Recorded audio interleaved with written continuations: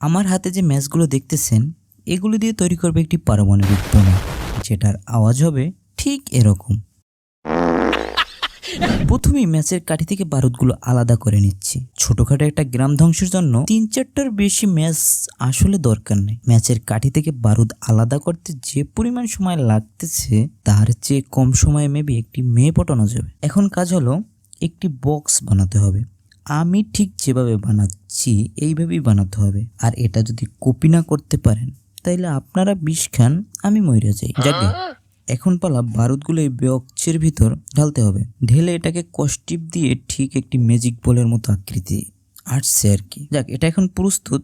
দেখা যাক কয়টা গ্রাম ধ্বংস করতে পারে আসলে। বাহ, এত আওয়াজ কেড়ে। দর্শক, একটা ফান ফ্যাক্ট হলো, আমি যে প্রথম যেটা বানিয়েছিলাম ঠিকভাবে কাজ করে নাই, কারণ ওটা পানিতে পড়ে গেছিল। এটা বাসায় বসে না বানানোই ভালো।